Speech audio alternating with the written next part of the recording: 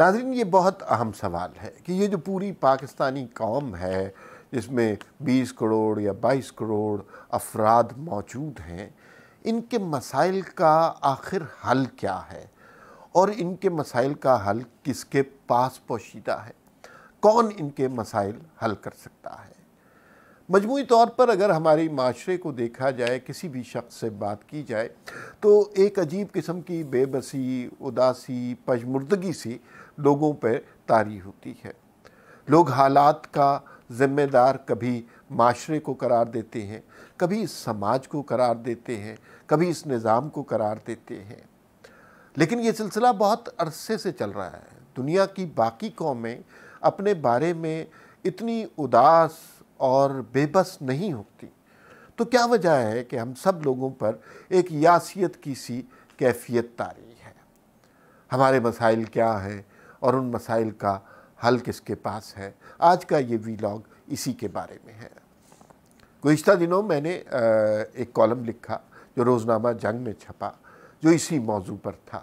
وہ کالم آپ کے لیے پڑھ دیتے ہیں۔ اس کا ٹائٹل تھا کہ سارا قصور 22 کروڑ لوگوں کا ہے۔ کچھ اس طرح سے ہے کہ ایک لمحے کو چھوڑیے اس بات کو کہ جہانگیر خان ترین کا ہم خیال گروپ کس سے زور آزمائی کر رہا ہے۔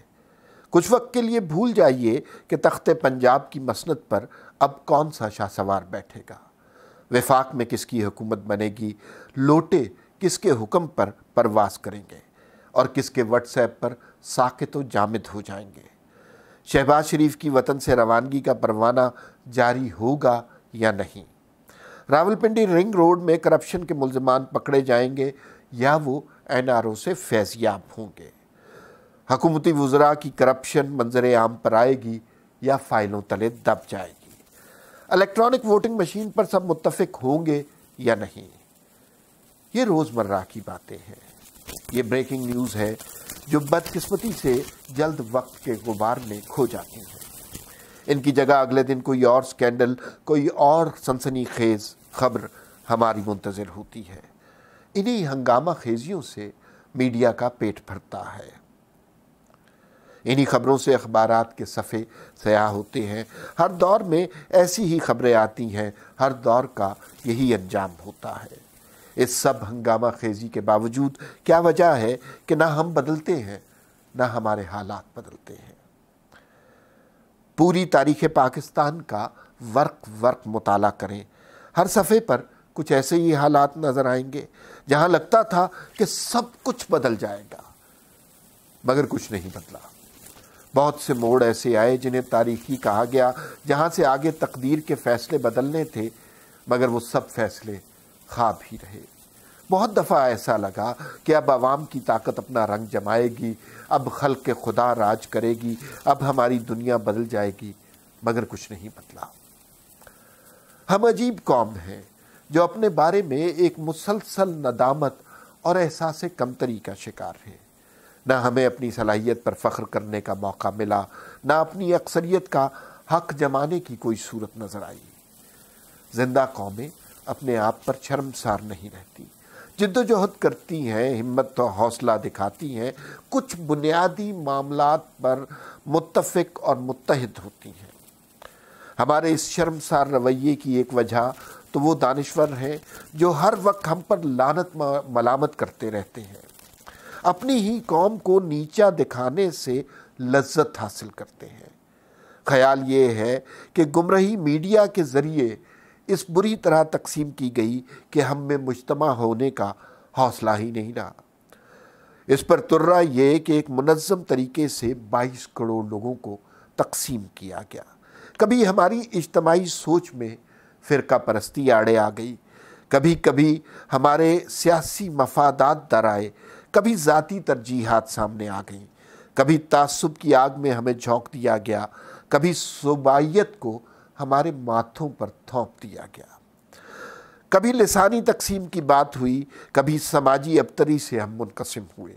ایک سوچی سمجھی سازش کے تحت ہمیں اس بات کا ادراک ہی نہیں ہونے دیا کہ ہم کراچی سے خیبر تک ایک قوم ہیں، ایک سے مسائل ہیں، ایک ساتھ سوچتے ہیں۔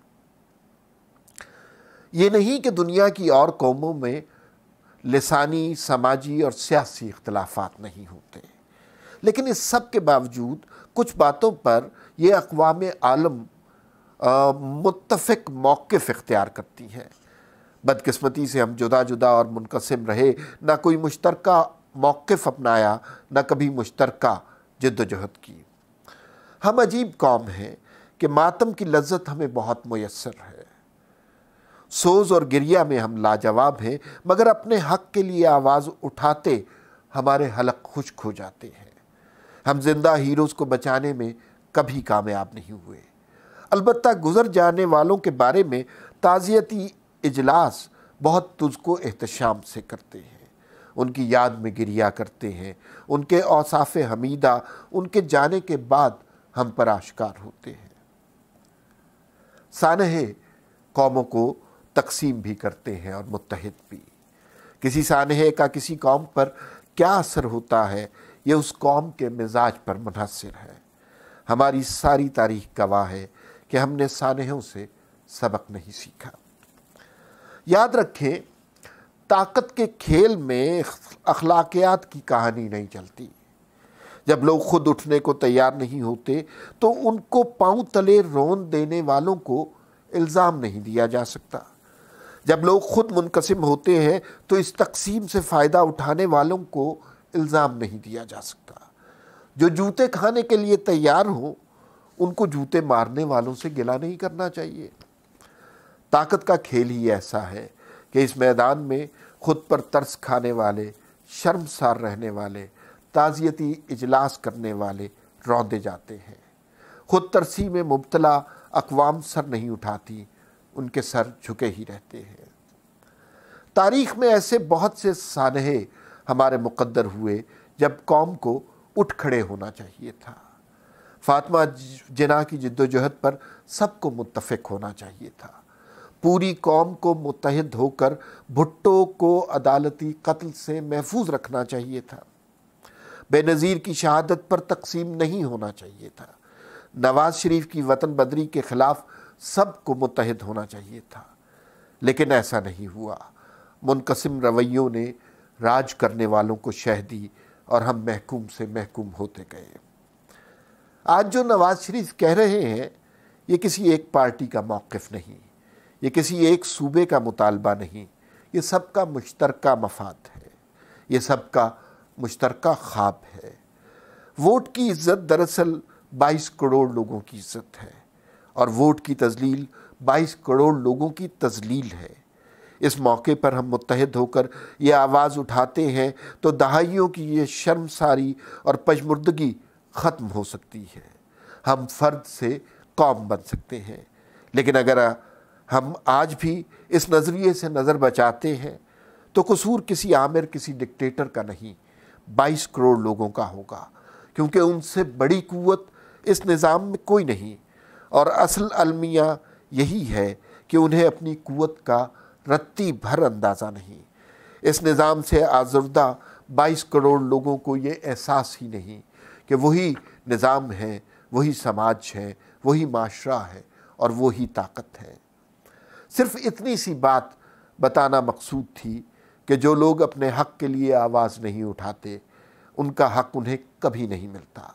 جو اپنا ہی حق مانگنے پر شرمسار رہتے ہیں انہیں اپنے احساس محرومی پر واویلا کرنے کا، اپنی کسمہ پرسی پر ترس کھانے کا اور اپنی بے بسی کی داستان سنانے کا کوئی حق نہیں ہوتا۔